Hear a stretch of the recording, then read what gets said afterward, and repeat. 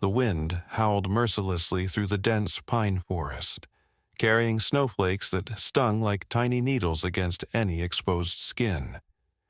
In a small wooden cabin nestled between towering trees, the Morgan family had sought refuge from the unexpected blizzard that had descended upon the mountains. They had planned this winter getaway months ago. Savannah and Jacob Morgan, along with their 11-month-old daughter Lily, who was just learning to toddle around on unsteady legs. The cabin creaked and groaned under the assault of the fierce wind. Inside, a warm fire crackled in the stone fireplace, casting dancing shadows across the rustic wooden walls. Savannah wrapped herself in a thick blanket, cradling a mug of hot chocolate between her palms as she gazed out the frost-covered window at the endless white landscape. The snow had been falling for 3 days straight, piling higher and higher until it reached halfway up the cabin's walls.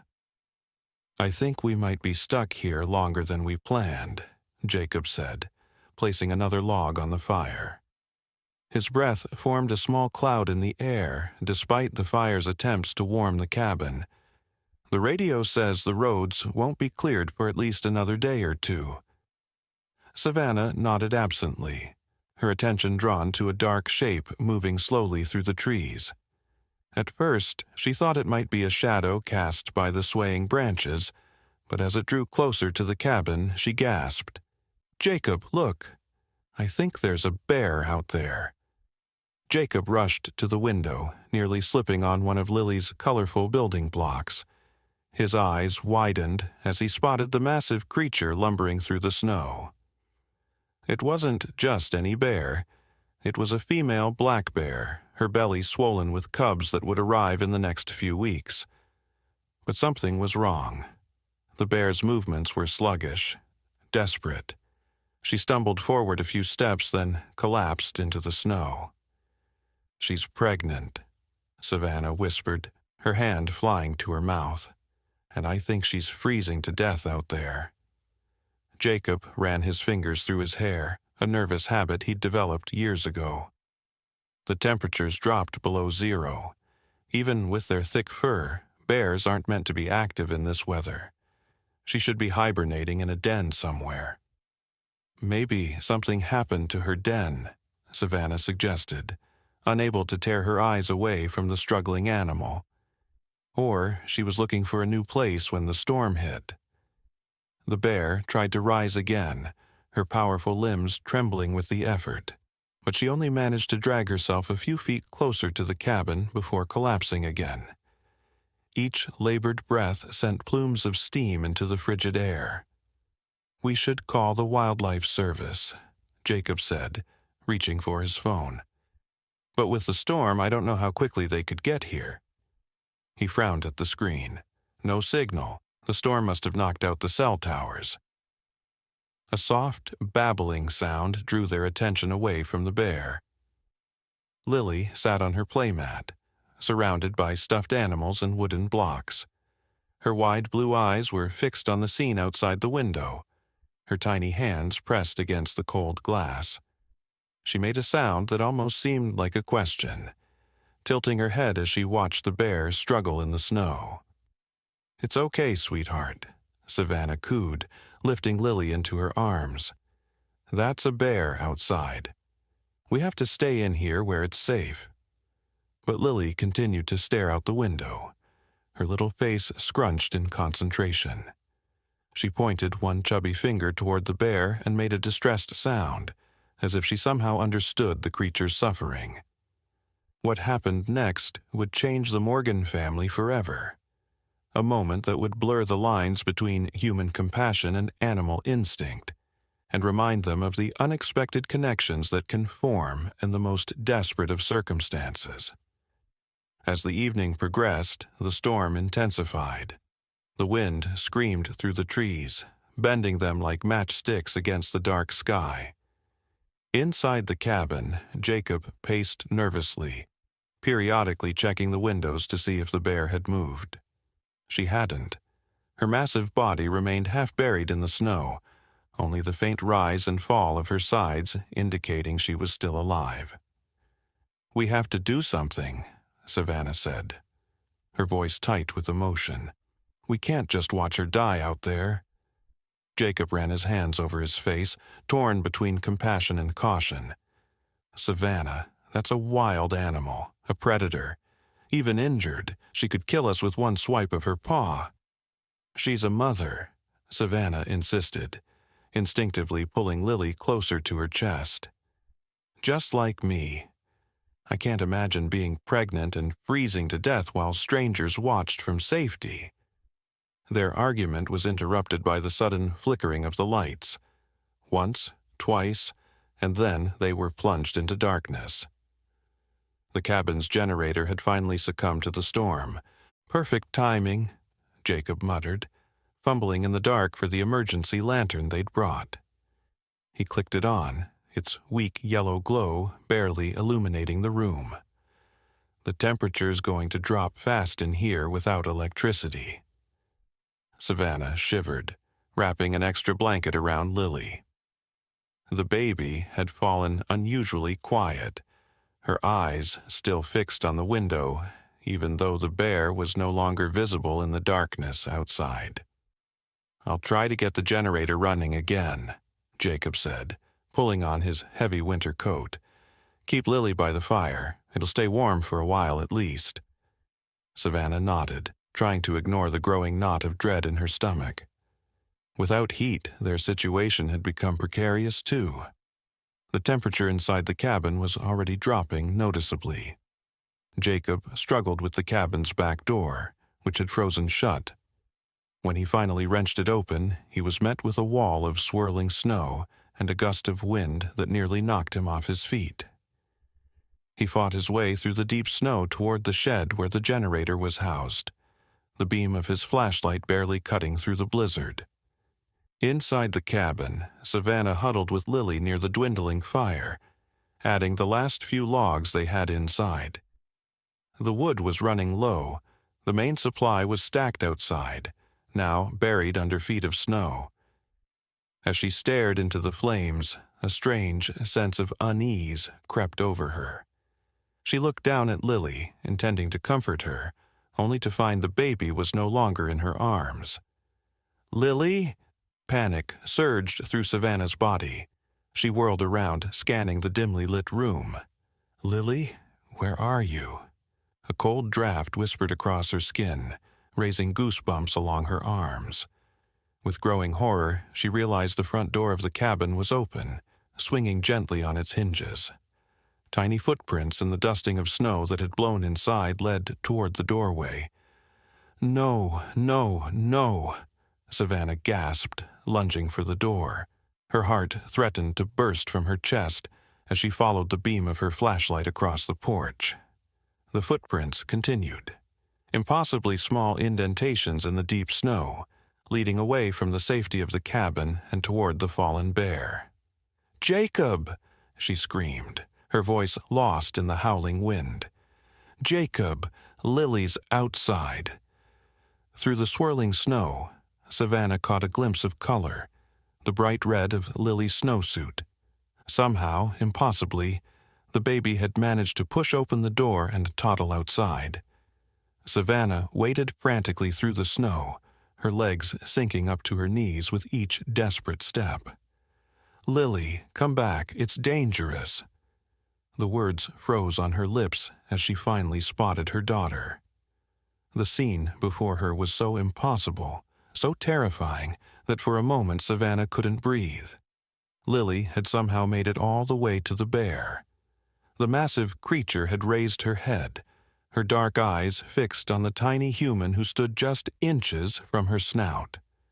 Savannah wanted to run, to snatch her child away from certain death, but fear paralyzed her. Any sudden movement might provoke the bear to attack.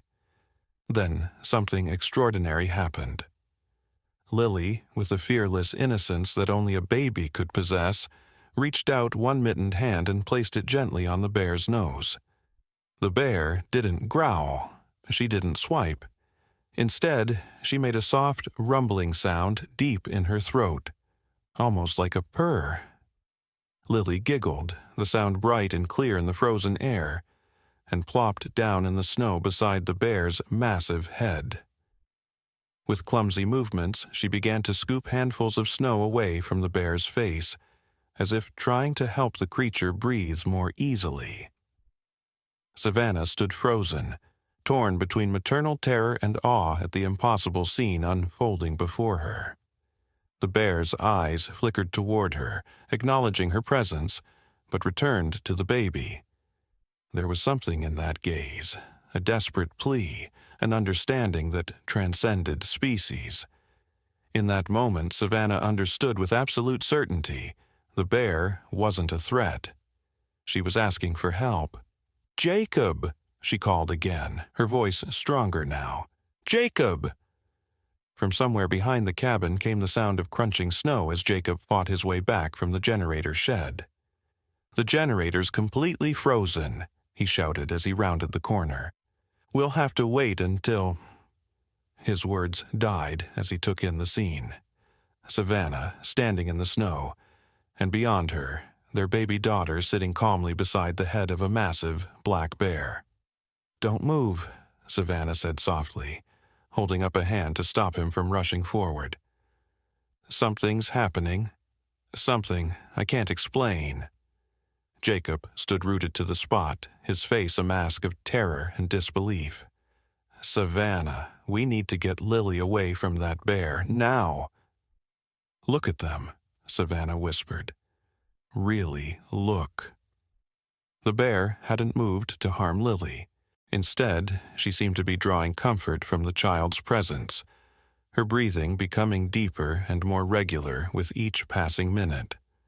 Lily continued to babble happily, now patting the bear's thick fur as if she were one of her stuffed animals. "I think she came out here on purpose," Savannah said, the realization dawning on her even as she spoke the words. Lily somehow knew the bear needed help. Jacob shook his head, unwilling to accept what he was seeing. "That's impossible. She's just a baby." A sudden gust of wind cut through them, and Savannah remembered the dropping temperature with a jolt of fear. "We need to get Lily inside before she freezes." "And what about the bear?" Jacob asked, still not taking his eyes off the surreal tableau. Savannah took a deep breath, the cold air burning her lungs. "We help her too." Jacob stared at his wife in disbelief. "Have you lost your mind? That's a full-grown black bear. How exactly do you suggest we help her?" "I don't know yet," Savannah admitted, her eyes never leaving Lily. "But if we don't, she'll die out here, and something tells me Lily won't come inside willingly if we leave the bear behind." As if to confirm her mother's words, Lily glanced up at her parents, and then deliberately laid her small body against the bear's neck, her arms stretching as far as they could across the thick fur. The bear made another low rumbling sound, her eyes half closing at the child's touch. "This is insane," Jacob murmured, but the hard edge of resistance in his voice had softened. He took a cautious step forward, then another. The bear's eyes tracked his movement, but she made no aggressive move. "The shed," he said suddenly. "The generator shed. It's small, but it would get her out of the wind and snow." Savannah nodded, relief flooding through her. "But how do we move her? She must weigh hundreds of pounds." Jacob's gaze swept the property, landing on the wooden sled they had brought for Lily to play with. "We could use that as a travois of sorts. If we can get her onto it, maybe we can drag her to the shed." "Do you think she'll let us?" Savannah's voice trembled with the enormity of what they were considering. Jacob looked at his daughter, still cuddled against the massive predator. "I think our daughter has already negotiated terms," he said with a strained laugh. "Let me get the sled and some rope." He trudged back to the cabin, returning minutes later with the sled and several coils of climbing rope they had packed for emergencies. Together, they approached the bear slowly. Lily babbled excitedly, patting the bear's head as if introducing her parents. "Hey there, Mama," Savannah said softly. kneeling a few feet away from the bear's head. "We want to help you. Can you understand that?" The bear's dark eyes regarded her steadily, with an intelligence that sent shivers down Savannah's spine. Carefully, Jacob laid the sled on the snow beside the bear. "We need to somehow roll her onto this," he said, eyeing the bear's massive bulk doubtfully. As if understanding his words, the bear shifted, making a pained sound as she struggled to move her body. They saw then that her hindquarters were partially frozen to the ground beneath her. "She's been here longer than we thought," Savannah said, horrified. "The snow probably melted under her body heat and then refroze." Jacob moved forward, his movements slow and deliberate. "I'm going to try to break the ice around her. Be ready to pull Lily away if anything goes wrong." Savannah held her breath as Jacob used a small camp shovel to carefully chip away at the ice around the bear's body. The bear watched him work, occasionally making soft grunting noises but offering no resistance. Lily remained nestled against the bear's neck, occasionally stroking the fur and murmuring in her baby language. After what seemed like hours, but was probably only 20 minutes, Jacob had managed to free the bear from the ice. "Now, for the hard part," he said, wiping sweat from his brow despite the freezing temperature. "We need to get her onto the sled." They positioned the sled as close as possible to the bear's body. Jacob prepared loops of rope to help pull her onto the makeshift transport. "Come here, Lily," Savannah called gently, hoping to move her daughter to safety during this precarious moment. But Lily shook her head emphatically and clung tighter to the bear's fur. "It's okay," Jacob said, though his expression betrayed his fear. Maybe she's keeping the bear calm. Together, they began the arduous process of shifting the bear's weight onto the sled. To their astonishment, the bear seemed to understand what they were trying to do. With tremendous effort, she rolled her body onto the wooden platform, her pregnant belly exposed momentarily before she settled on her side. "I can't believe this is happening," Jacob whispered, securing the ropes around the sled. "She's cooperating. She knows we're trying to help," Savannah said, equally amazed. "She's intelligent, more than we give wild animals credit for." With the bear now on the sled, Jacob handed Savannah one of the ropes. "We'll pull together. Hopefully, we can get her to the shed before our strength gives out." The journey across the snow-covered yard was grueling. The bear's weight made the sled sink deep into the snow, and every foot gained was a battle against exhaustion. Lily remained with the bear the entire time, occasionally patting the animal's head as if encouraging her to hang on. By the time they reached the generator shed, both Jacob and Savannah were gasping for breath, their muscles burning with exertion. The small wooden structure was barely large enough to house the bear, but it would provide shelter from the wind and snow. Jacob swung the door open wide, and together they maneuvered the sled through the entrance. Inside, the space was cramped but dry. The generator sat silent in the corner, its mechanisms frozen solid. "We need to get her warm," Savannah said, her mind racing. "The blankets from the cabin—" "I'll get them," Jacob said, already turning toward the door. "And we should bring the food we packed, too. She'll need nourishment." As Jacob disappeared into the blizzard, Savannah knelt beside the bear, who was breathing heavily from the exertion of the move. Lily had climbed off the sled and was now sitting beside the bear's head, her tiny hand resting on the animal's ear. "You knew, didn't you?" Savannah whispered to her daughter.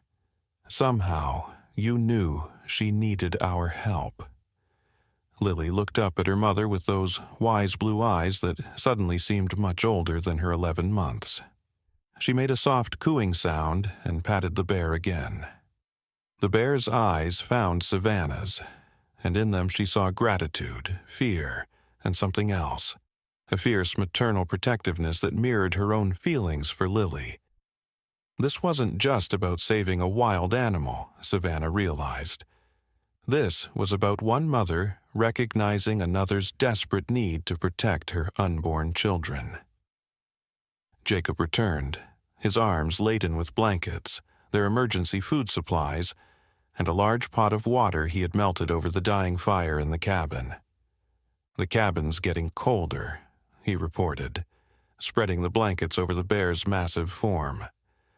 "I grabbed everything I could. We might all end up spending the night out here." They worked together to make the bear as comfortable as possible, layering blankets over her body and placing the pot of water within reach of her muzzle. The bear drank thirstily, her massive tongue lapping at the water with surprising delicacy. As the evening wore on, the three humans and the bear settled into an uneasy coexistence in the small shed.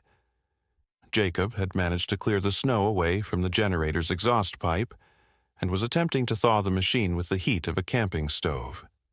Savannah sat with Lily in her lap, both of them wrapped in the remaining blankets, watching the bear closely. "Do you think she'll give birth tonight?"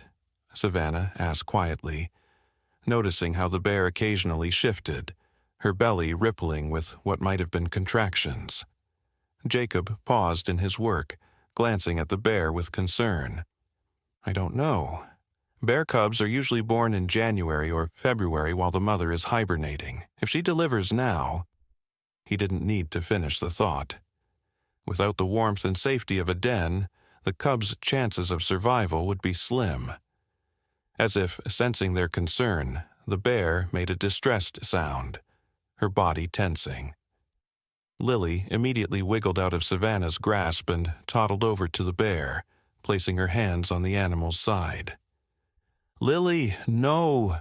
Savannah lunged forward, but stopped when she saw what was happening. The bear had relaxed at Lily's touch, her breathing becoming more regular. Lily babbled softly, her hands making gentle circular motions on the bear's fur. "She's comforting her," Jacob said in disbelief. "How does she know to do that?" Savannah shook her head, tears welling in her eyes. "I don't know. It's like they have some kind of connection I can't explain." Outside, the wind howled with renewed vigor, as if the storm was determined to reclaim the bear they had rescued. But inside the small shed, a strange peace had settled over the unlikely group. As midnight approached, Jacob finally admitted defeat with the generator. "It's completely frozen up," he said, slumping beside Savannah. "We'll have to wait for the storm to pass." Savannah leaned against him, drawing strength from his presence. "Do you think anyone will come looking for us if the roads stay blocked?" "Not for another day or two," Jacob replied, wrapping an arm around her shoulders. "We told my parents we'd call when we reached the cabin, but with the cell service down—" He trailed off, the implications clear. They were truly on their own. The temperature in the shed had stabilized, not warm by any means, but sheltered from the biting wind and insulated by their combined body heat. Lily had fallen asleep nestled against the bear's side, her small body rising and falling in rhythm with the animal's breathing. "Should I move her?" Savannah whispered, watching her daughter with a mixture of fear and wonder. Jacob hesitated, then shook his head. "She seems warmer there than she would be with us. And the bear, she's protecting her." It was true. The bear had curled her massive body around Lily's tiny form, creating a sheltered space that kept the child warm. From time to time, the bear would turn her head to gently nuzzle the sleeping baby, as if checking that she was still there. "It's like something out of a fairy tale," Savannah murmured. "A baby and a bear." "Let's just hope it has a happy ending," Jacob replied, his voice tight with worry. They dozed fitfully, taking turns to stay awake and monitor both Lily and the bear. Sometime in the early hours of the morning, Savannah was jolted from sleep by a low, pained growl. She sat up quickly, her heart racing.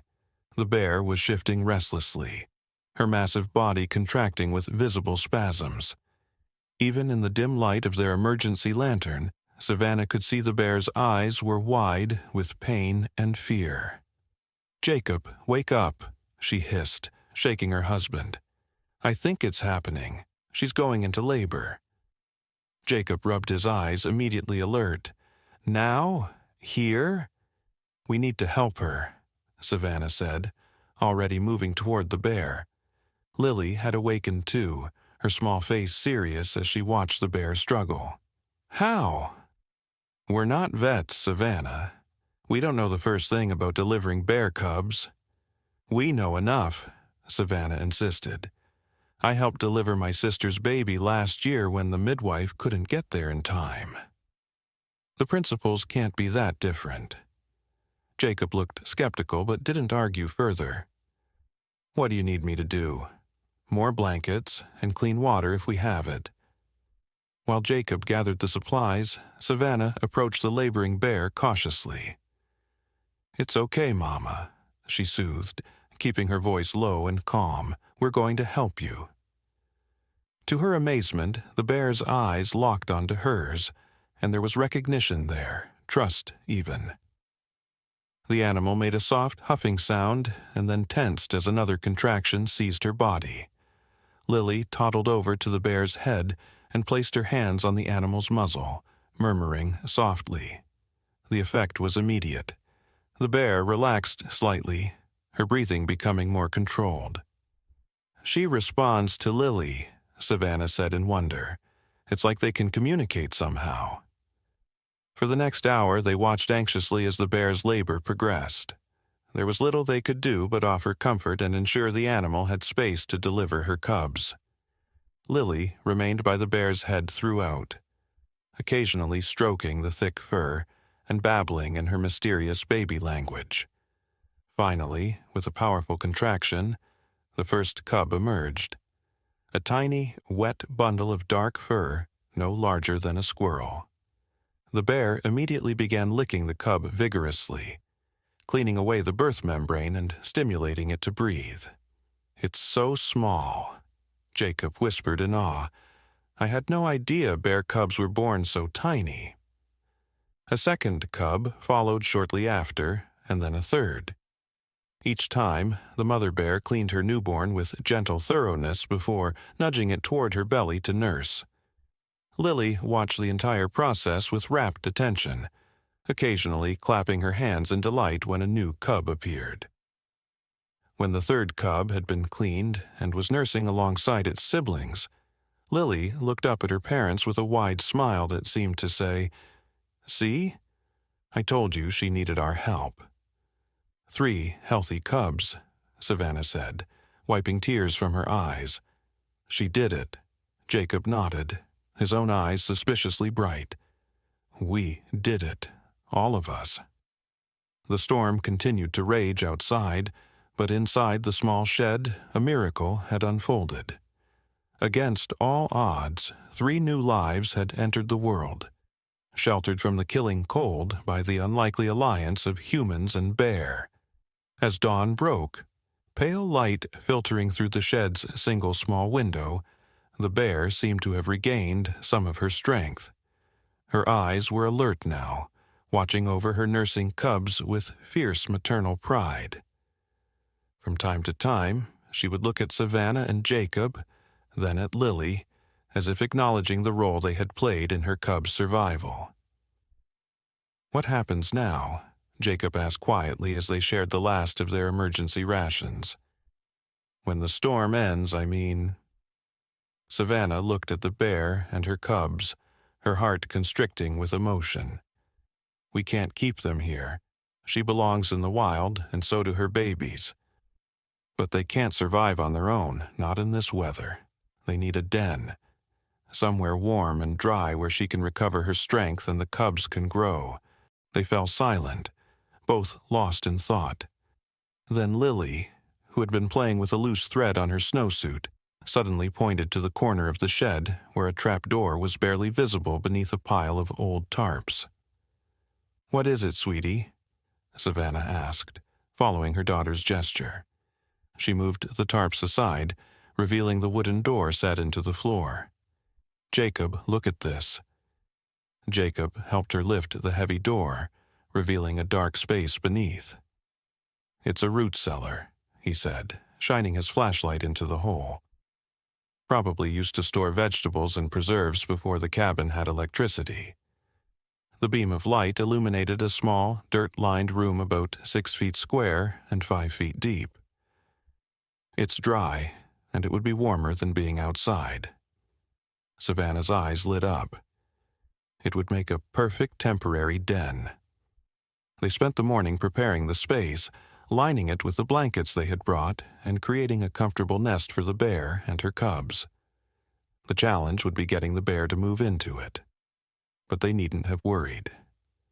When they were finished, Lily simply walked over to the bear, took a gentle hold of her ear, and tugged lightly toward the open trapdoor. To Jacob and Savannah's astonishment, the bear rose shakily to her feet, gathered her cubs one by one in her mouth, and carefully descended the makeshift steps they had created into her new den. Lily clapped her hands in delight, and for the first time, Savannah felt sure they had done the right thing. Somehow, her baby daughter had formed a bond with this wild creature that transcended the natural boundaries between species. It was a humbling reminder that sometimes the deepest wisdom came from the most innocent hearts. 3 days later, the storm finally broke. The sun emerged from behind the clouds, transforming the landscape into a dazzling sea of white.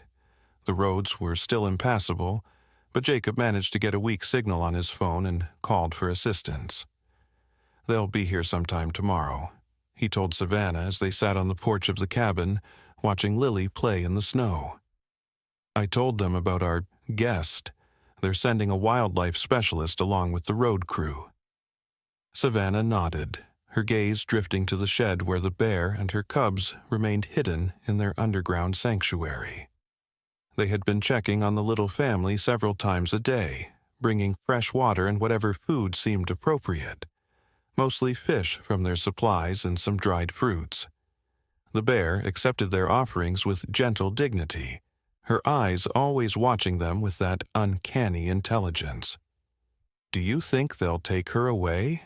Savannah asked, unable to keep the concern from her voice. "I don't know," Jacob admitted. "I explained that she just gave birth and seems content to stay where she is for now. They might let her remain until spring, when the cubs are stronger." Late that afternoon, as the sun began to sink toward the horizon, painting the snow in shades of gold and pink, Savannah took Lily for a visit to the bear's den. The baby had been restless all day, repeatedly pointing toward the shed and making insistent noises. "Okay, sweetheart," Savannah said, bundling Lily into her snowsuit. "We'll go say hello." The bear was awake when they descended into the root cellar, her cubs nursing contentedly. She raised her head as they entered, making a soft huffing sound that seemed almost like a greeting.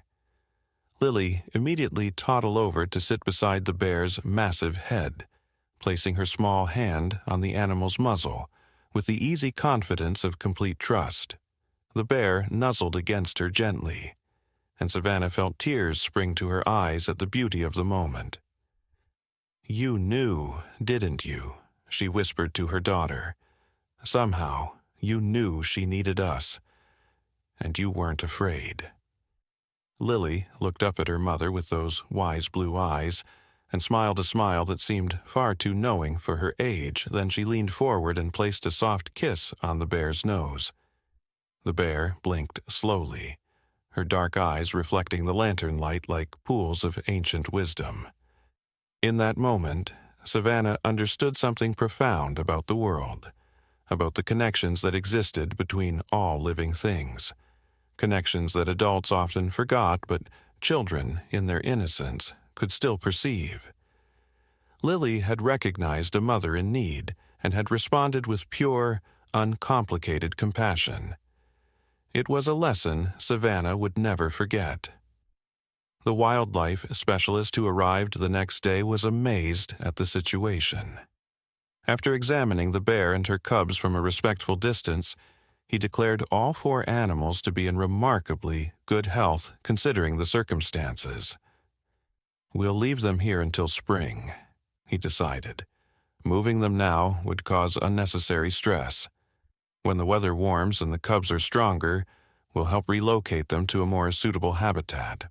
Before they left the cabin to return to their regular lives, Jacob carved a small wooden plaque and attached it to the shed door. "Lily's Den," it read, "where compassion bridged the gap between species." Years later, long after the bear and her cubs had returned to the wild, the Morgan family would return to that cabin each winter.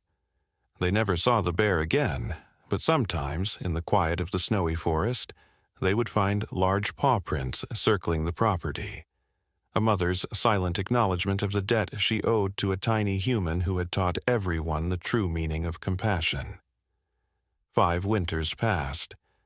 Lily had grown from a toddler into a spirited 6-year-old with the same wise blue eyes and an uncanny affinity for animals.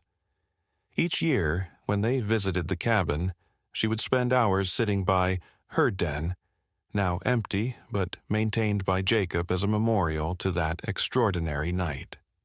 Sometimes she would place small offerings there, a handful of berries, a perfectly shaped pine cone, or a drawing she had made, gifts for a friend she remembered only in the hazy way children recall their earliest experiences. "Do you think she remembers me?" Lily asked one snowy afternoon, as she traced the weathered letters of the plaque with her small fingers. Her breath formed tiny clouds in the crisp air. "I'm sure she does, sweetheart," Savannah replied, pulling her daughter's hat more firmly over her ears. Some connections can't be forgotten. What they didn't know was just how true those words would prove to be. That winter had been particularly harsh. Record snowfalls had blanketed the mountains, and wildlife experts reported that many animals were struggling to find food. The Morgan family had arrived at the cabin for their annual 2-week stay, bringing extra supplies in case the weather turned bad again.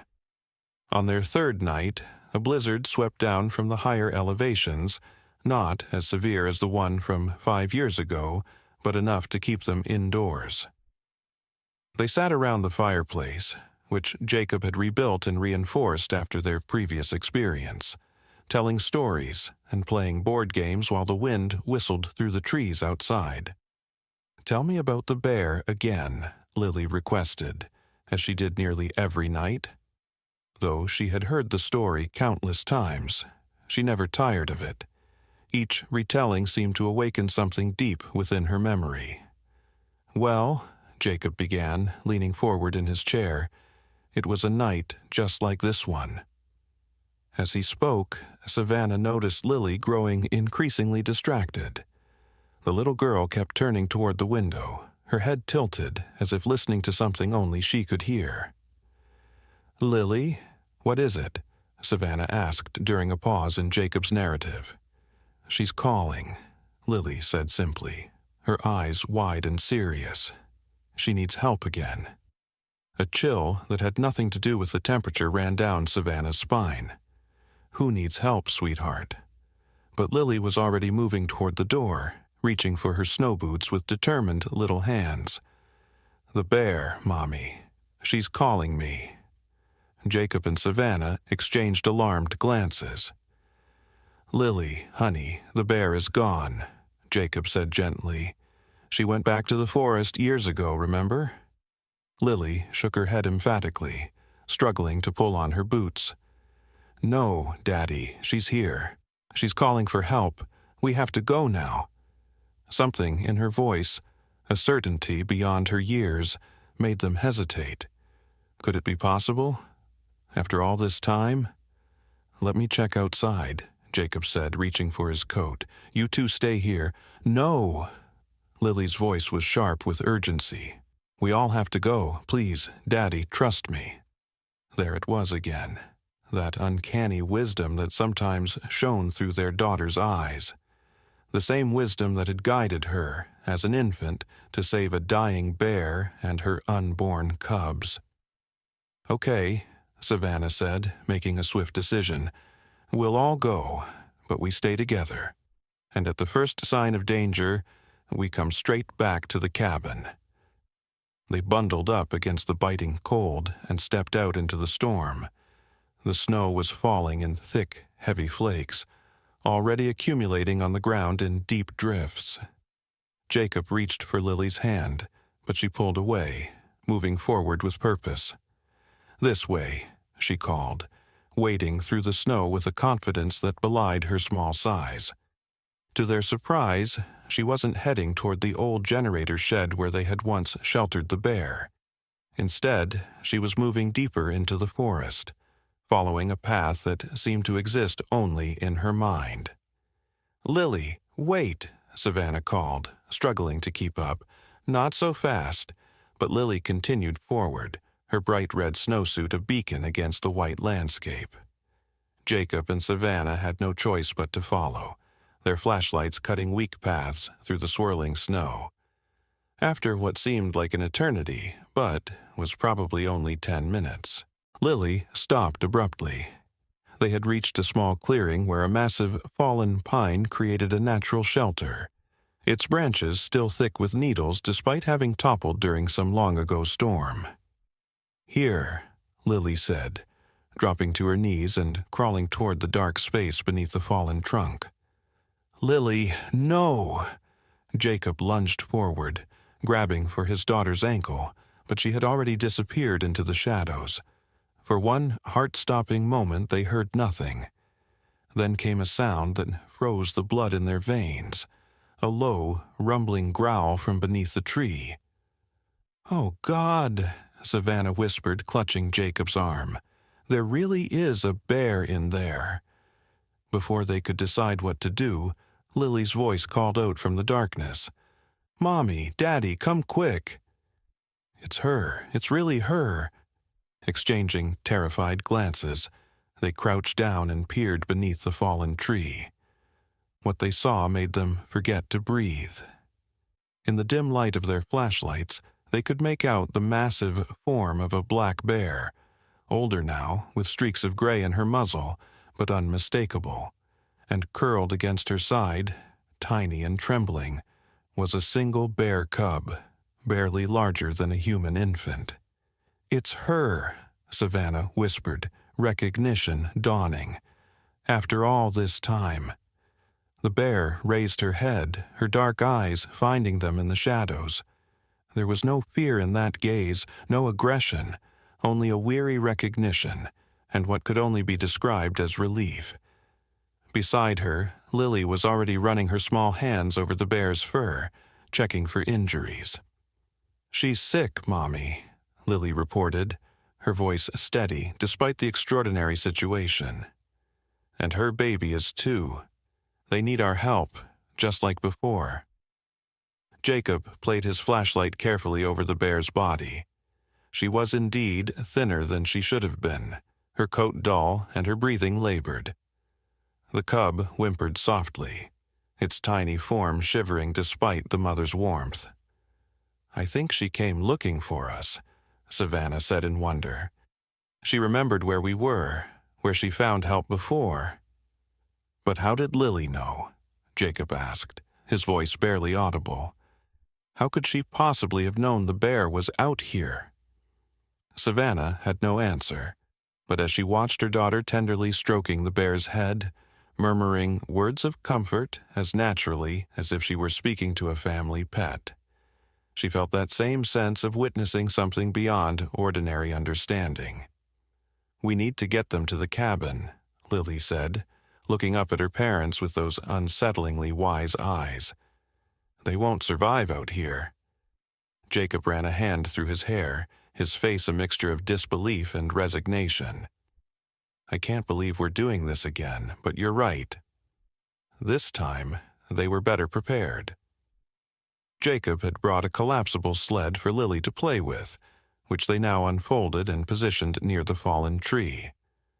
Moving a full-grown bear and her cub through deep snow in the middle of a blizzard seemed impossible. But to their amazement, when Lily gently tugged on the bear's ear and pointed to the sled, the animal struggled to her feet. "She remembers," Savannah breathed, watching as the bear carefully picked up her cub in her mouth and placed it on the sled. "She knows we're trying to help." With Jacob and Savannah pulling the sled and Lily walking alongside, occasionally placing her hand on the bear's flank as if to reassure her, they made their slow way back to the cabin. The journey that had taken minutes on the way out now stretched to nearly an hour, the snow growing deeper with each passing minute. By the time they reached the cabin, all 5 of them, 3 humans, 1 adult bear and 1 cub, were exhausted. But unlike 5 years ago, they now had electricity, a working fireplace, and proper supplies. "The shed?" Jacob asked, pausing at the fork in the path that would lead either to the back door of the cabin or to the old generator shed. Lily shook her head decisively. "Number inside." "Inside?" Savannah echoed, stunned. "Lily, we can't bring a wild bear into the cabin." "She's not wild," Lily said, with the absolute certainty that only children can muster. "She's family." And somehow, standing there in the swirling snow with the bear watching them with those intelligent eyes, neither Jacob nor Savannah could find the words to argue. "The mudroom," Jacob decided after a moment's thought. "It's separated from the main house by that heavy door, and it has the utility sink and drain. We can make them comfortable in there." So it was that a full-grown black bear and her cub came to occupy the mudroom of the Morgan family's mountain cabin. They quickly transformed the space into a makeshift den, laying down blankets and towels and setting up a space heater to combat the chill. The bear collapsed onto the soft bedding, her energy seemingly spent. The cub huddled against her side, too weak even to nurse. "What do we do now?" Jacob asked, watching as Lily knelt beside the bear, her small hands moving gently over the animal's body. "Should I try to call the wildlife service again?" "I don't think they could get through in this storm," Savannah replied. "And besides—" She hesitated, watching the tender scene before her. "I think Lily knows what to do." Indeed, their daughter seemed to be conducting her own examination of the bear and her cub. She checked the bear's ears, her gums, her paws, with the methodical precision of a tiny veterinarian. Finally, she looked up at her parents. "They're starving," she announced, "and the mommy bear has something wrong with her teeth. That's why she can't hunt. We need to give them soft food, like soup or oatmeal, and the baby needs special milk." Jacob and Savannah stared at their daughter in astonishment. "Lily, how could you possibly know all that?" Lily shrugged, as if the answer was obvious. "She told me." While Jacob prepared a pot of hearty vegetable soup, diluted enough to be easily consumed by the weakened bear, Savannah searched online for information about substitute milk for bear cubs. They were fortunate to have a well-stocked pantry, including powdered goat's milk that the site recommended as a possible emergency substitute. "It says dog milk replacer is better," she reported, scanning the article on her phone. "But goat's milk with a little honey and egg yolk might work in a pinch." They worked together to prepare the improvised formula, warming it gently before transferring it to a large syringe without a needle, part of a first aid kit that Jacob always packed for emergencies. When they returned to the mudroom, they found Lily sitting cross-legged beside the bear's head, one hand resting on the animal's brow. The bear's eyes were closed, but her breathing seemed easier than before. "She's resting," Lily whispered, "but the baby is very hungry." With exquisite gentleness, Lily helped them position the cub so they could administer the makeshift formula. The tiny creature suckled eagerly at the syringe, its paws batting at the air as if in gratitude. "Look," Jacob said softly, pointing to the mother bear. "She's watching us." Indeed, the bear had opened her eyes and was observing them feed her cub with an expression of what could only be described as trust. There was no fear in her gaze, no tension in her massive body, only a patient acceptance of their help. When the cub had consumed all the formula they dared give it at once, they turned their attention to the mother. Lily took the bowl of cooled soup and placed it near the bear's muzzle.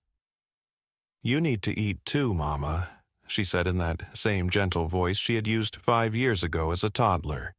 "You have to get strong again." To their amazement, the bear began to lap at the soup, slowly at first, and then with increasing enthusiasm.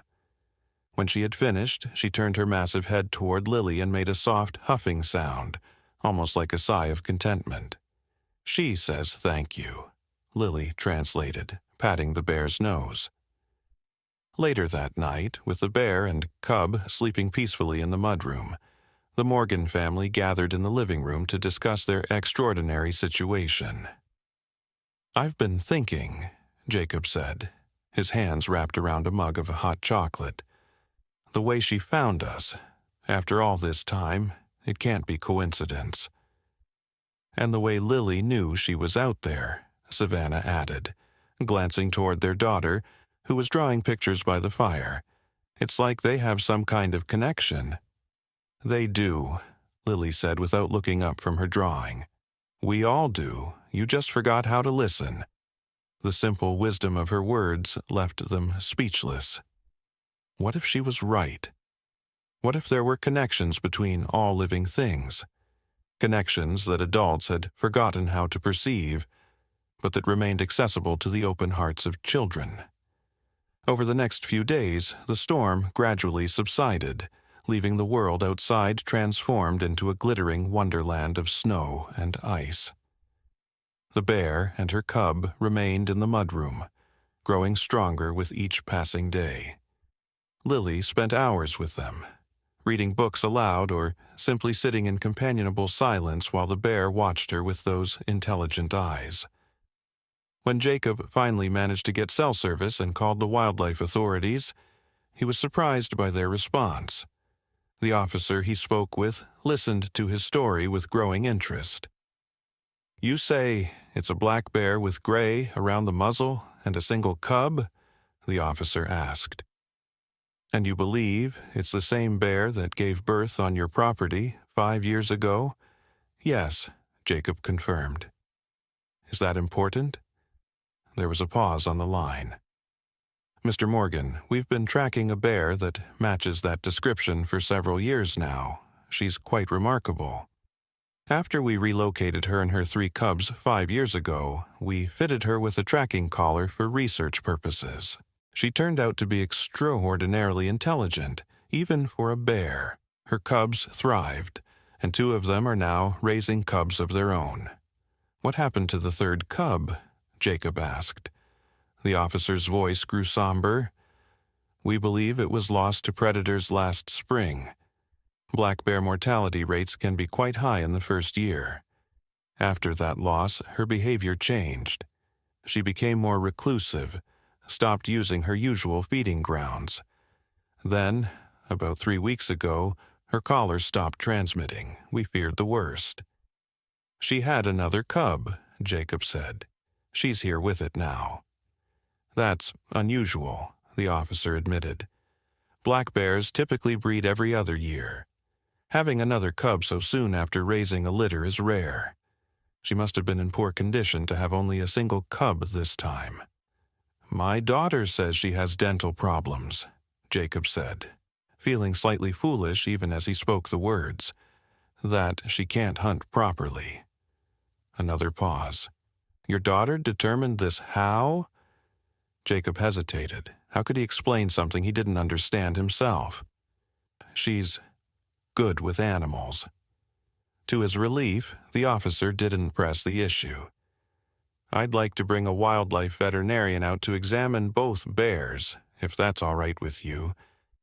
If there's a dental issue, we might be able to help. Given the weather conditions and how remote your cabin is, it would probably be tomorrow at the earliest." "That would be fine," Jacob agreed, relieved that they weren't simply going to dart the bears and haul them away. When he reported the conversation to Savannah and Lily, his daughter nodded as if she had expected nothing less. "They'll help fix her teeth," she said confidently, "and then she and her baby can go home to the forest." "You'd be okay with that?" Savannah asked, surprised. She had noticed how attached Lily had become to the bears, spending every waking moment in their company. Lily looked up at her mother with those old-soul eyes. "They don't belong with us, Mommy. They belong in the wild. But they'll always be our friends." The wildlife veterinarian and 2 officers arrived the next afternoon, their specialized vehicle equipped to navigate the snow-covered roads. Dr. Elena Petrov, a stern-looking woman with silver-streaked black hair and kind eyes, listened to their story with professional interest.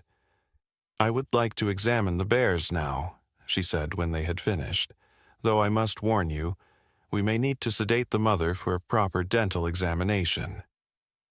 "I'll ask if that's okay," Lily said, already heading for the mudroom door. Dr. Petrov raised an eyebrow at Jacob and Savannah. "Your daughter talks to the bear?" "It's complicated," Savannah replied with a small smile. "But yes, in a way, she does." They followed Lily into the mudroom, where the bear was alert and watching the door. When she saw the strangers, she rose partially to her feet, a low warning growl rumbling in her throat. The cub scrambled behind her, peering out with curious eyes. "It's okay," Lily said, stepping forward with complete confidence. "They're here to help make your teeth better." She placed her small hand on the bear's massive head, and to everyone's astonishment the animal immediately relaxed, settling back onto her blankets. Dr. Petrov stared in unconcealed amazement. "This is highly unusual behavior for a wild bear, especially one with a cub." "She's not exactly wild anymore," Jacob explained. "Not with us, anyway." The examination that followed was unlike anything the wildlife officials had ever experienced. Under Lily's gentle guidance, the bear submitted to a thorough checkup, opening her mouth on command and allowing Dr. Petrov to examine her teeth without sedation. "She has several broken and infected molars," the veterinarian confirmed, stepping back and removing her gloves. "No wonder she was having trouble hunting. She must have been in considerable pain." "Can you fix them?" Lily asked anxiously. Dr. Petrov nodded slowly. "Some will need to be extracted, but yes, we can help her. Normally, we would take her to our facility, but—" She glanced at the bear, who was now watching them calmly with Lily's hand still resting on her head. "Given the unusual circumstances, I could perform the procedure here if you're willing to assist. It would be less stressful for her and the cub." And so it was that the Morgan family's mudroom was transformed into an impromptu veterinary operating theater, with Lily providing what Dr. Petrov called the most extraordinary natural sedative I've ever seen. They were able to extract the infected teeth and clean the remaining ones with minimal stress to the bear. "She'll need soft food for a few weeks," Dr. Petrov instructed when they had finished. "But after that, she should be able to forage normally again." "And then she can go home?" Lily asked. The veterinarian knelt to meet the little girl's eyes. "Yes, then she and her cub can return to the forest. But I have a suggestion if you're interested." She explained that the Wildlife Service had been developing a new type of tracking collar, one that not only monitored location but also vital signs and overall health. "Given the unique relationship your family seems to have with this bear, we would be interested in fitting her with one of these collars. It would allow us to monitor her well-being and alert us if she encounters any problems in the future. Like if she gets sick again? Lily asked. Exactly, Dr. Petrov confirmed, and it would help us learn more about black bear behavior and health, which could help other bears too. Lily considered this seriously for a moment, then nodded. She says that's okay as long as the collar doesn't hurt or itch. Dr. Petrov's lips twitched in what might have been a suppressed smile. We'll make sure it's comfortable. The following weeks passed in a blur of activity. The bear recovered rapidly from her dental procedure, regaining strength and vitality with each passing day. The cub grew plumper and more playful, often engaging Lily in what looked remarkably like games of hide-and-seek in the mudroom. As promised, Dr.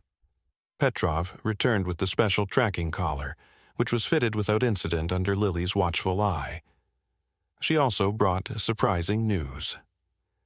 We've identified her through the DNA samples we took, she told the family.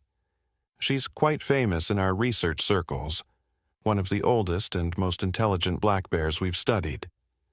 We've been calling her Bear 274, but given your family's connection to her, perhaps you'd like to give her a proper name for our records. Without hesitation, Lily said, Hope. Her name is Hope. Hope, Dr. Petrov repeated with a nod. It suits her. The day eventually came when both bears were deemed healthy enough to return to the wild. A suitable den had been located not far from the cabin, close enough that Lily could visit occasionally, but far enough to encourage the bears to resume their natural behaviors. The release was a quiet affair, attended only by the Morgan family and Dr. Petrov.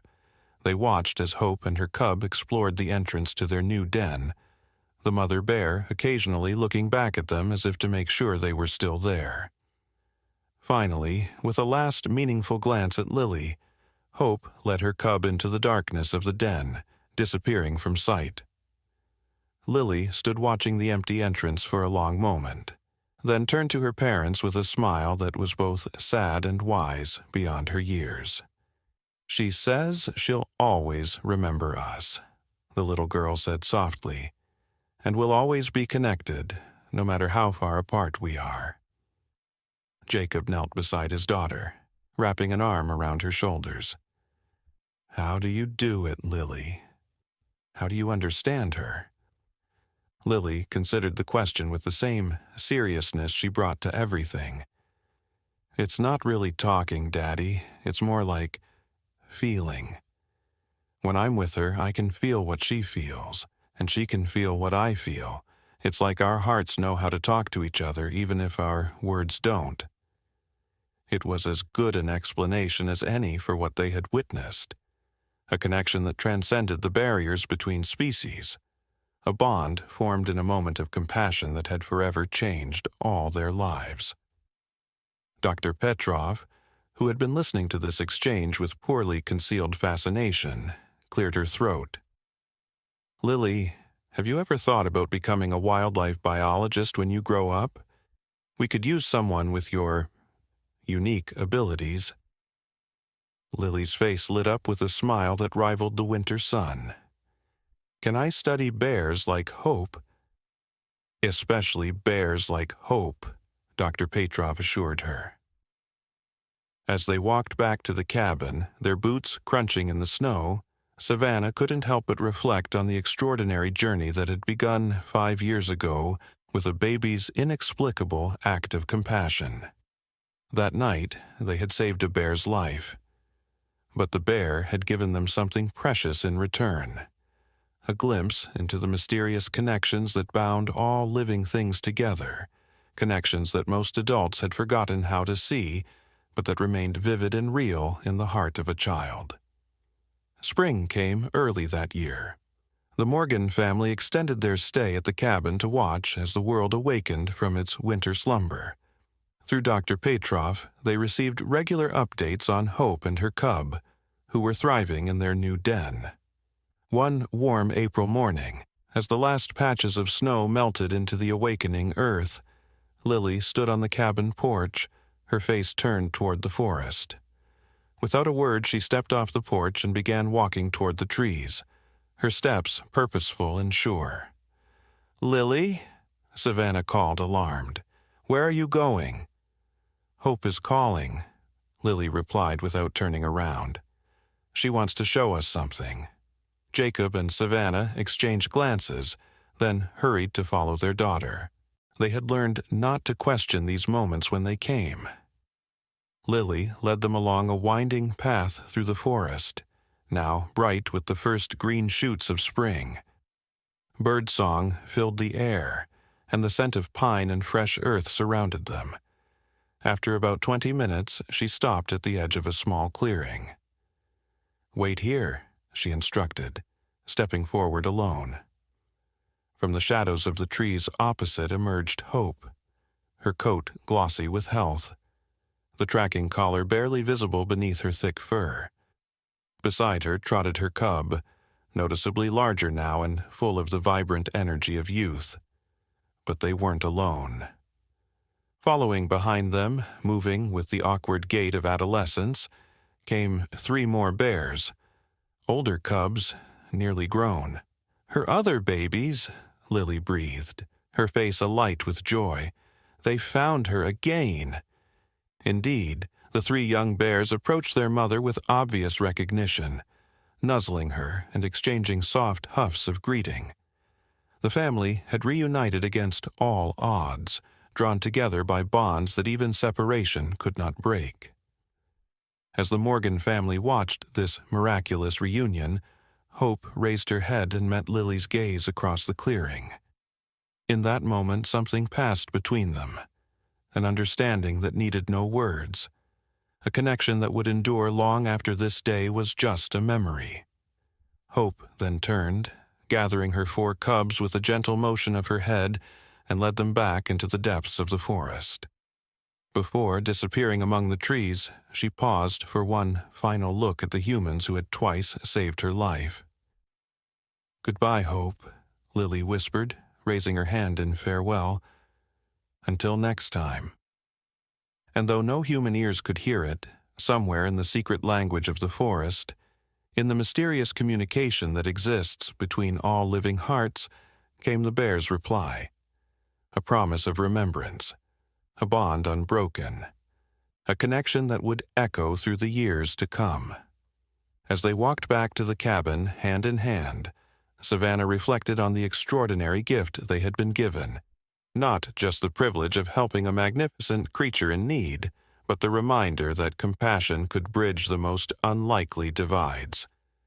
That sometimes it took a child's eyes to see the connections that adults had forgotten, and a child's heart to teach them how to listen once again.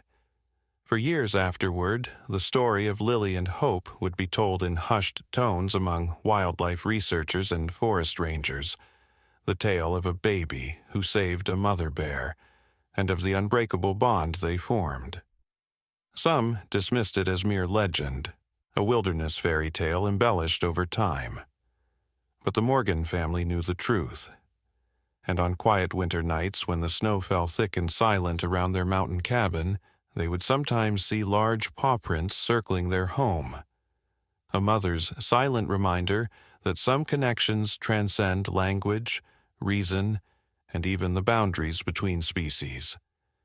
A testament to the simple, powerful truth that Lily had known all along, that compassion is the universal language that all hearts understand. 10 years passed. Lily Morgan grew from a curious child into a thoughtful teenager with the same penetrating blue eyes that seemed to see beyond the surface of things. Her connection with animals hadn't faded with age as many had predicted. Instead, it had deepened and matured into something extraordinary. By 16, she had become something of a local legend in the mountain communities. The girl who could calm frightened horses with a touch, who could find lost pets when all hope seemed gone, who could sense when wildlife was in distress long before anyone else noticed signs of trouble. Dr. Elena Petrov had kept her word. Every summer since she was 12, Lily had interned with the Wildlife Service, helping with research projects and animal rehabilitation. Her particular focus, to no one's surprise, was black bears. The tracking collar on Hope had provided years of valuable data, allowing researchers to observe her movements, behavior patterns, and health with unprecedented detail. "She's defied every expectation we had," Dr. Petrov told Lily one afternoon as they reviewed the latest data. They were sitting in the Wildlife Service's mountain outpost, a rustic building filled with maps, tracking equipment, and scientific journals. Black bears typically live 15 to 20 years in the wild. Hope is at least 25 now, possibly older, and she's still going strong. Lily smiled, tracing her finger along the map where Hope's recent movements were marked. "She's special." Indeed, she is. And her offspring have shown similar longevity and intelligence. The population of bears in this region has actually increased by 12% since we began implementing the protection protocols you suggested. Lily nodded, pleased but not surprised. Her suggestions, creating protected corridors for wildlife movement, establishing strict guidelines for waste management in vacation properties, and implementing education programs for tourists, had been met with skepticism at first, but the results spoke for themselves. "What about her youngest?" Lily asked, referring to the cub they had saved during that second encounter. Dr. Petrov pulled up another file on her tablet. "Thriving. He's established a territory about 10 miles east of Hope's. Interestingly, he seems to have inherited his mother's unusual tolerance for human proximity. We've had several reports of him observing human activities from a safe distance, but never approaching or showing aggression." "He remembers," Lily said softly. Dr. Petrov had long since stopped questioning Lily's intuitive understanding of the bears. She had seen too many inexplicable things over the years to doubt the teenager's unique insights. "There's something else I wanted to discuss with you," the doctor said, setting aside her tablet. "The university has expressed interest in your college application. Dr. Reynolds was particularly impressed by your field research paper on ursine communication patterns." Lily's face lit up. "Really? But I didn't think they accepted high school students into the wildlife biology program." "They don't, usually, but they're willing to make an exception in your case, especially with our department's recommendation. It would mean starting college courses next fall, a year early." The opportunity was everything Lily had dreamed of, a chance to turn her passion for wildlife conservation into a career, to make a real difference in how humans interacted with the natural world. But a shadow crossed her face as she realized what it would mean. "I'd have to move away from home, from the mountains." "From Hope," Dr. Petrov added gently, understanding the unspoken concern. Lily nodded, her throat tight with unexpected emotion. Though she only saw Hope occasionally now, brief, precious encounters during her summer work with the Wildlife Service, the bond between them remained as strong as ever. The thought of leaving, of putting hundreds of miles between them, felt like preparing to lose a piece of herself. "You don't have to decide right away, Doctor," Petrov assured her. "Talk it over with your parents. And remember, the mountains will always be here. You can come back during breaks, holidays." "It's not the same," Lily said softly. That evening, driving back to the cabin where her family still spent every summer and most winter breaks, Lily was unusually quiet. Her parents exchanged concerned glances but knew better than to press. Their daughter had always processed important decisions in her own time, in her own way. After dinner, Lily slipped outside, drawn to the edge of the forest as she had been countless times before. The summer night was warm, filled with the symphony of crickets and the occasional hoot of an owl.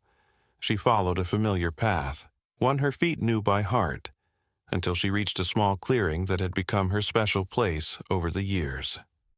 Here, where the trees opened up to reveal a patch of night sky scattered with stars. She had often come to think, to feel, to connect with the wild heart of the mountains she loved so deeply. Sometimes, on rare and precious occasions, hope would find her here, emerging silently from the shadows like a living piece of the forest itself. Tonight, Lily sat on a fallen log and closed her eyes, extending her senses outward as she had learned to do. She didn't call for hope. That wasn't how their communication worked. Instead, she simply opened herself to the possibility of connection, letting her consciousness expand to include the rustling leaves, the whispering wind, the secret movements of nighttime creatures. "I don't know what to do," she whispered to the darkness. "I want to learn, to help more animals, to change how people think about wildlife. But how can I leave this place? How can I leave you?" No answer came from the silent forest, but Lily hadn't really expected one. Hope appeared on her own schedule, following rhythms and patterns that humans could track with their technology but never truly understand. With a sigh, Lily opened her eyes and gasped. There, at the edge of the clearing, stood a dark shape silhouetted against the deeper shadows of the forest. For one heart-stopping moment she thought it was Hope. But as her eyes adjusted, she realized this bear was different. Younger, with a leaner build and no tracking collar. "Hello," she said softly, remaining perfectly still on her log seat. "I know who you are." It was Hope's youngest. The cub they had saved all those years ago, now grown into a magnificent adult male. He watched her with the same intelligent gaze she remembered from his mother, his head slightly tilted as if considering her words. Lily felt no fear, only a profound sense of recognition and connection. "You remember me too, don't you?" The bear made a soft huffing sound, neither approaching nor retreating. In the dim starlight, Lily could see he was healthy and strong, his coat glossy, his movements confident. He had grown into the fullness of his wild nature, yet something of that vulnerable cub remained in the way he regarded her now, with curiosity and something that, in a human, she would have called affection. For nearly an hour they remained in this quiet communion, the girl on her log and the bear at the forest's edge. No words were exchanged, no physical contact made, yet Lily felt the conversation flowing between them as clearly as if they had been speaking aloud. When he finally melted back into the darkness, she was left with a sense of peace she hadn't expected to find. The next morning at breakfast, her parents noticed the change immediately. "You seem better," Savannah observed, passing a plate of pancakes across the table. At 52, she was still beautiful, though silver now threaded through her dark hair, and laugh lines framed her eyes. "Did you work things out?" Lily nodded, accepting the food with a smile. "I had a visitor last night, Hope's son." Jacob looked up sharply from his coffee. At 54, he had aged well, his face weathered by years of outdoor activities, but still handsome and vital. "The cub from the mud room? He came to see you?" "I think he sensed I needed guidance," Lily said, knowing how strange it sounded, but no longer caring. Her family at least understood. It helped me realize something important. "What's that, sweetheart?" Savannah asked. "That connections don't break just because of distance." Lily cut into her pancakes, her decision made. "I'm going to accept the university offer." Her parents exchanged surprised glances. They had been quietly worried about her reluctance to leave the mountains, concerned that her unique bond with the local wildlife might keep her from pursuing opportunities elsewhere. "Are you sure?" Jacob asked carefully. "It's a big change." "I'm sure," Lily confirmed. "Hope has taught me a lot over the years. But maybe the most important lesson is that sometimes you have to leave the safe den to find your true path. Her cubs did it. I can too. And you'll come back, Savannah added with a soft smile. Always, Lily agreed. This place is part of me. It always will be. The summer passed in a blur of preparation. Lily divided her time between her internship with Dr. Petrov, packing for her move to the university, and long walks in the forest, memorizing every trail, every vista, every secret place that had shaped her childhood. Though she kept hoping for one last encounter with Hope before her departure, the old bear remained elusive. "Don't worry, Doctor," Petrov assured her when Lily expressed her disappointment. According to the tracking data, Hope is healthy and active. She simply moved to the higher elevations for the summer berries. Bears don't understand human schedules or goodbyes. Lily nodded, accepting the scientist's words, but knowing in her heart that Hope understood more than most humans gave her credit for. Still, she tried to make peace with the idea of leaving without a final meeting. The day before she was set to leave for the university, Lily woke before dawn, drawn from sleep by a feeling she couldn't name, but instantly recognized. Without waking her parents, she slipped out of the cabin and into the pearl-gray light of early morning.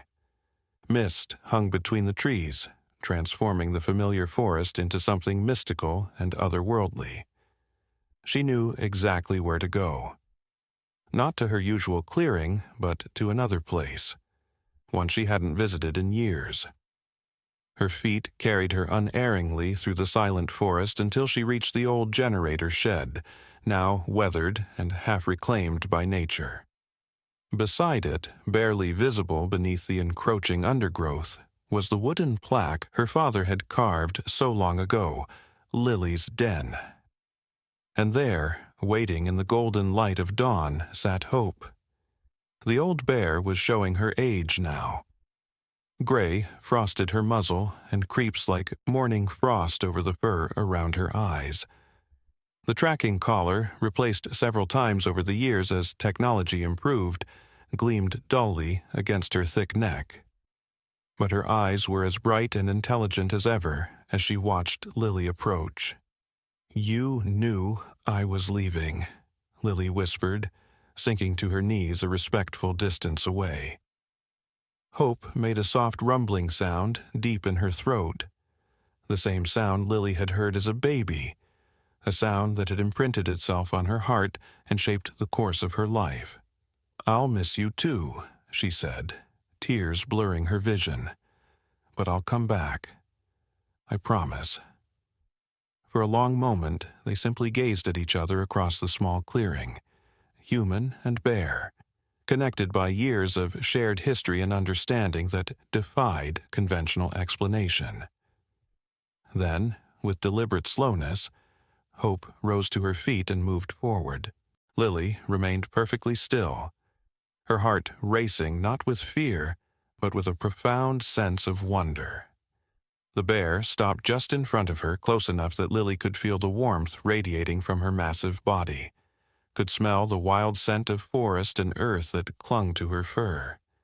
With exquisite gentleness, Hope lowered her great head and touched her nose to Lily's forehead, a gesture of such tenderness and blessing that tears spilled freely down the girl's cheeks. In that moment, Lily felt a wave of emotion and understanding flow between them, complex and beautiful beyond words.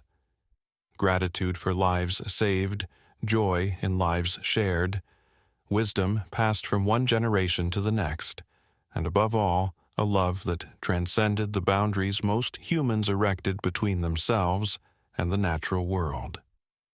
When Hope finally stepped back, Lily knew with absolute certainty that this was their farewell, not forever, but for this chapter of their entwined lives. The old bear turned, moving with the dignity of age, but still powerful, still very much the queen of her forest domain. At the edge of the trees, she paused for one final look, her gaze holding Lily's for a heartbeat, that seemed to stretch into eternity. Then she was gone, melting into the morning mist like a spirit returning to the heart of the mountain. Lily remained kneeling in the clearing until the sun had fully risen, her tears drying on her cheeks, her heart both full and aching. When she finally rose and made her way back to the cabin, she carried with her not just memories but a profound sense of purpose. Hope had given her a final gift, the courage to follow her own path, to use what she had learned from their extraordinary bond to help bridge the gap between humans and the wild world they so often feared or misunderstood. University life was as challenging and stimulating as Lily had hoped. Her unusual background and first-hand experience with wildlife made her a standout student in the biology department, though she was careful about sharing the full extent of her connection with Hope. Some things were too precious, too personal to be dissected in academic settings or reduced to data points in research papers. She found her niche in conservation psychology, the study of how humans perceive and relate to the natural world, and how those perceptions could be shifted toward greater empathy and protection. Her professors were impressed by her intuitive understanding of both animal behavior and human psychology, the way she could translate between these seemingly separate worlds. "You have a rare gift," Dr. Reynolds told her after she presented her sophomore research project on emotional cognition in large mammals. "Most scientists specialize in either understanding animals or understanding humans. You seem equally fluent in both languages." Lily smiled at the compliment, but kept her thoughts to herself. If her professors knew that her insights came not just from academic study but from a lifetime of direct communication with a wild bear, they might question her scientific objectivity, or worse, her sanity. During her junior year, an opportunity arose that seemed tailor-made for her unique abilities. The Wildlife Service, in partnership with the university, was launching a new initiative focused on reducing human-bear conflicts in tourist areas. They needed someone who understood both the biology of bears and the psychology of humans, someone who could develop programs that would protect both species from harmful interactions. Dr. Petrov, who had remained a mentor and friend throughout Lily's college years, called personally to tell her about the position. "It would mean splitting your time between the university and the field station," she explained. "You'd continue your studies part-time while developing and implementing the new protocols. And yes," she added with a knowing smile that carried through her voice, "the field station is in your mountains." Lily's heart leaped at the prospect of returning to her beloved forests, of being close to Hope again. "I'll apply immediately," she said, already mentally rearranging her schedule to accommodate this new path. The application process was rigorous, involving interviews with both university officials and wildlife service administrators. Lily presented her ideas with confidence, drawing on both her academic knowledge and her personal experiences, though she framed the latter in terms of observation rather than connection. When the acceptance letter arrived, Lily celebrated with her roommates, then retreated to her room to send the news to her parents. Their pride and excitement came through clearly in their video call, but there was something else too. A knowing look they exchanged that told Lily they understood what this opportunity really meant to her. "Have you checked on Hope recently?" she asked casually toward the end of the call. Though she received regular updates on the tracking data through Dr. Petrov, it wasn't the same as hearing from people who actually lived in Hope's territory. "She's doing well," her father assured her, "still coming around the cabin occasionally, especially in early spring. The tracking collar shows she's slowed down a bit. Dr. Petrov says that's normal for her age, but she's healthy. We saw her with another bear last month," her mother added. "A younger female. Dr. Petrov thinks it might be one of her granddaughters, or even great-granddaughters. The family resemblance was striking." Lily smiled at the thought of Hope passing on her wisdom to younger generations of bears, teaching them her extraordinary navigation skills, her unusual tolerance for respectful human interaction, her ability to adapt and thrive in a changing world. "I'm coming home next month," she told them. "The program starts with a 2-week training session at the field station." "We'll have your room ready," her mother promised, her eyes bright with happy tears. "And Lily? The mountains have missed you." The return to her childhood home was everything Lily had hoped for and more. The moment she stepped off the small regional plane and breathed in the crisp mountain air, she felt something inside her unfurl like a long dormant plant suddenly given light and water. This was where she belonged. This was where her heart had always been, even during her years away. The cabin looked smaller than she remembered, but otherwise unchanged. The same weathered logs, the same stone chimney, the same porch where she had spent countless hours watching the forest and dreaming of the creatures that dwelled within it. Her parents welcomed her with fierce hugs and happy tears, marveling at the confident young woman their daughter had become. "You look wonderful," her mother said, smoothing Lily's hair in a gesture that hadn't changed since childhood. "University life clearly agrees with you." "Parts of it," Lily admitted, "but I've missed this place every single day." Her father nodded in understanding. "Some places leave their mark on your soul. This mountain is part of who you are, Lily. It always has been." The training session at the field station was intense but exhilarating. Lily absorbed new protocols, technologies, and strategies with eager enthusiasm, often staying late to discuss ideas with Dr. Petrov or to review data from the various tracking programs. But no matter how busy her days became, she always found time for a walk in the forest at dawn or dusk, her senses alert for any sign of hope. A week into her training, Lily received an unexpected summons from Dr. Petrov. She found the older woman in her office, her expression grave as she studied something on her computer screen. "What is it?" Lily asked, immediately concerned. "Is something wrong?" Dr. Petrov gestured for her to take a seat. "It's Hope," she said without preamble. "The tracking collar is showing some concerning data. Her movements have become erratic, and her vital signs are fluctuating in ways that suggest she may be in distress." Lily's heart clenched with fear. "Where is she? Can we reach her?" "That's the strange part," Dr. Petrov said, turning the screen so Lily could see the map displayed there. "According to this, she's heading directly for your family's cabin. She's moving slowly but with clear purpose, following the most direct route possible." "She's looking for me," Lily whispered, the certainty of it washing over her like a wave. "She knows I'm back, and she's trying to find me." 20 years ago, Dr. Petrov might have dismissed such a statement as anthropomorphism or wishful thinking. But she had witnessed too many inexplicable interactions between Lily and Hope to doubt the young woman's intuition now. "What do you want to do?" she asked simply. "I need to go to her," Lily said, already rising from her chair. "Now." Within minutes, they were in Dr. Petrov's jeep, speeding along the forest roads toward the cabin. Lily clutched her phone, watching the tracking app that showed Hope's position moving steadily, if slowly, through the wilderness. "She's getting weaker," Lily murmured, her eyes fixed on the screen. "Her heart rate is dropping."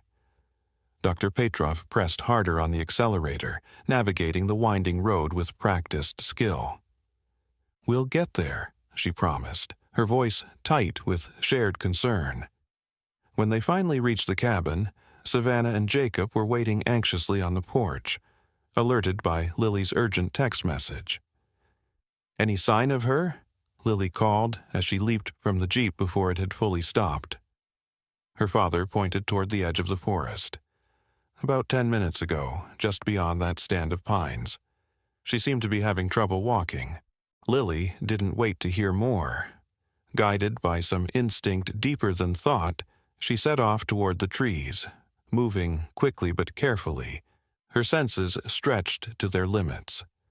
Behind her, she could hear Dr.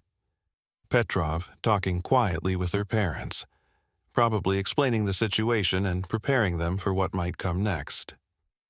The forest welcomed her like an old friend, branches seeming to part to ease her passage, shadows softening to reveal hidden paths. Lily moved with the confidence of someone returning to their true home, her feet finding purchase on rocky slopes and fallen logs without conscious thought. She found hope in a small hollow beneath a massive old pine, its spreading branches creating a natural shelter from the elements. The old bear was lying on her side, her breathing labored, her once bright eyes now clouded with age and pain. But when she saw Lily, those eyes cleared momentarily, kindling with recognition and what Lily could only interpret as relief.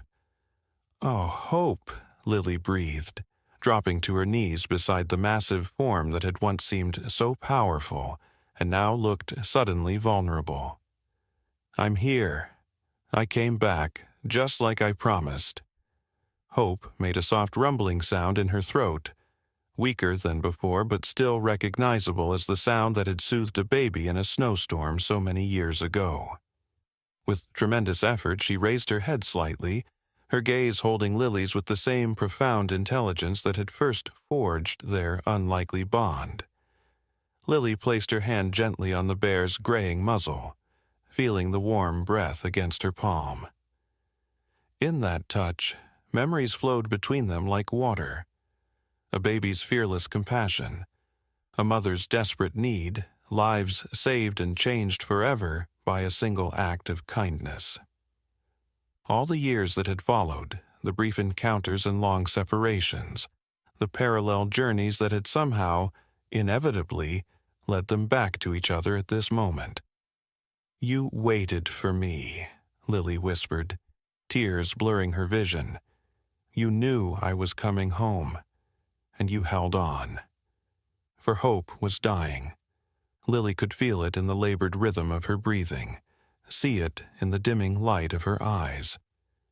This magnificent creature who had defied every expectation, who had lived nearly twice the normal lifespan of a wild bear, who had raised generations of cubs and helped reshape human understanding of her species, had reached the end of her extraordinary journey.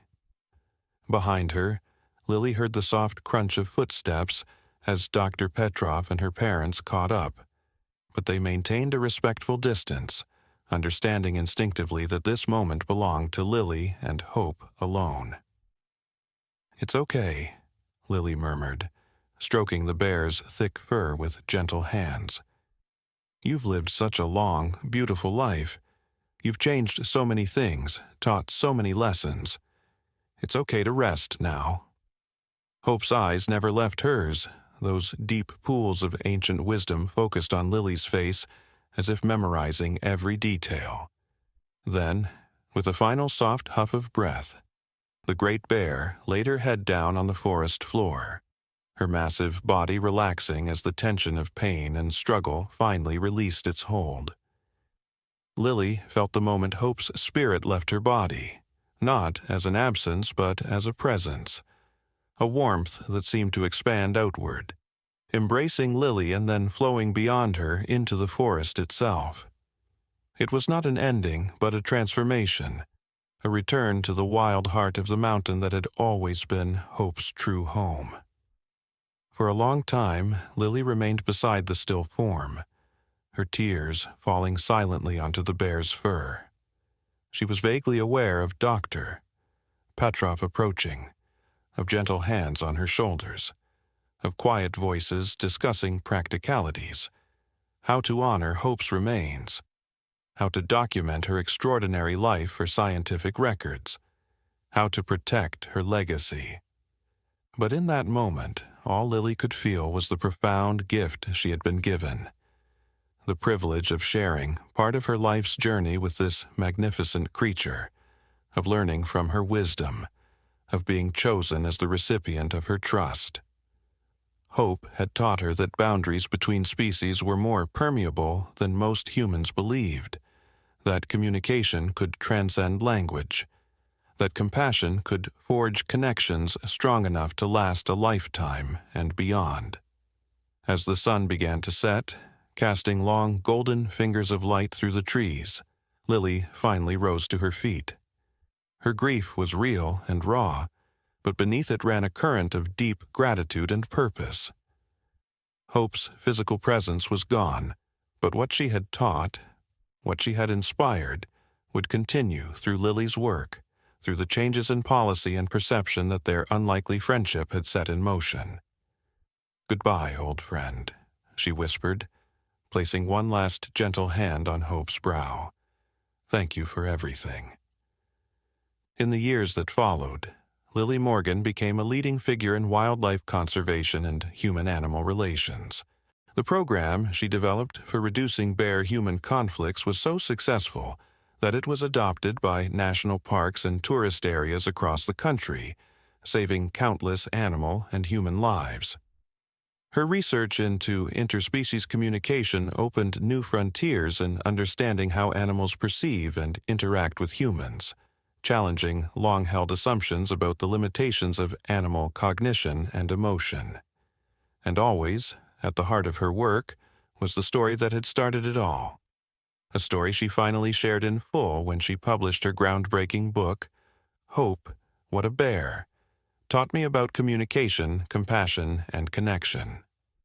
The scientific community initially received it with skepticism, but the detailed documentation provided by Dr. Petrov's decades of tracking data, along with testimonials from numerous wildlife officials who had witnessed Lily's unusual abilities firsthand, gradually overcame academic resistance.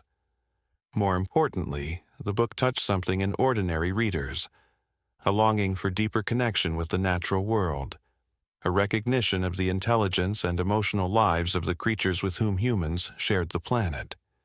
Letters poured in from around the world, stories of people inspired to overcome fear, to protect wildlife habitats, to look at animals with new eyes. Hope's descendants continued to thrive in the mountains, distinguished by their unusual intelligence and their slightly greater tolerance for respectful human presence. Wildlife officials noted with interest that they seemed to have inherited Hope's extraordinary navigational abilities and her knack for finding food sources even in the harshest winters. Some even developed a habit of leaving small gifts, perfectly formed pine cones, unusually colored stones, interesting feathers, near human habitations where they'd been treated with kindness, a behavior so unusual in bears that it became the subject of several scientific studies. Lily never claimed to have the same deep connection with any other bear that she had shared with Hope. That bond had been singular, forged in the crucible of mutual need and sustained by years of trust and shared experience. But she did find that her ability to sense animal emotions and intentions remained strong, becoming more refined with practice and study, allowing her to serve as a bridge between species in ways that continued to astonish even those who knew her well. On the 10th anniversary of Hope's passing, Lily returned alone to the hollow beneath the old pine tree. Though no physical trace of the bear remained, the spot had become a kind of sanctuary for Lily, a place where the veil between worlds seemed thinner, where memories flowed with particular clarity. She sat on the forest floor, breathing in the scent of pine and rich earth, feeling the dappled sunlight warm on her skin. At 36, Lily had grown into a woman of quiet strength and profound wisdom, her childhood connection to animals now balanced by years of scientific training and practical experience. The little girl who had once toddled fearlessly toward a dying bear in a snowstorm now directed international conservation efforts and advised governments on wildlife policy, but in her heart she remained the same. A human who had learned to listen to the voices of those who spoke without words. "I still miss you," she said softly to the empty air. "Every day, But I see you everywhere, in the forests you protected, in the cubs who carry your bloodline, in the changes your story has inspired in how humans think about bears. You're still teaching us hope. You always will be." As she spoke, a movement at the edge of the clearing caught her eye. There, watching her with familiar intelligent eyes, stood a young black bear, sleek and healthy, with a distinctive white blaze on its chest that Lily recognized from tracking photos. One of Hope's great-grandchildren, the offspring of her youngest cub from that second miraculous encounter. The bear regarded her calmly, without fear or aggression, its head slightly tilted in a gesture so reminiscent of hope that Lily's breath caught in her throat. Then, with deliberate movement, it approached the spot where Hope had died, sniffed carefully at the ground, and placed something there before withdrawing to a respectful distance. When Lily could finally bring herself to look, she found a perfectly formed pine cone resting on the exact spot where Hope's head had lain. "You remember," she whispered, tears blurring her vision. "Somehow, you remember." The bear made a soft huffing sound, not quite the same as Hope's distinctive rumble, but close enough to send shivers of recognition down Lily's spine. Then, with a final meaningful look, it turned and disappeared back into the forest, a shadow melting into deeper shadows. Lily remained in the clearing until twilight began to soften the edges of the world, holding the pine cone in her hands like the precious gift it was. In that quiet moment, she felt Hope's presence more strongly than she had in years, not as a ghost or a memory, but as a living force that had become part of the forest itself, part of the mountain, part of the endless cycle of life and connection that bound all creatures together. As she finally rose to leave, a sense of peace settled over her heart. Hope's physical journey had ended, but her spirit lived on. In her descendants, in the forests she had roamed, in the humans whose lives she had touched, and most of all, in the enduring message of her extraordinary life. That compassion could bridge the deepest divides, that understanding could flourish in the most unlikely places, and that sometimes the greatest wisdom came from the simplest act of kindness. A baby's hand on a freezing bear's nose. A moment that had changed everything. A reminder that in a world often defined by separations and boundaries, connection remained the most powerful force of all. A truth as ancient as the mountains and as enduring as hope itself.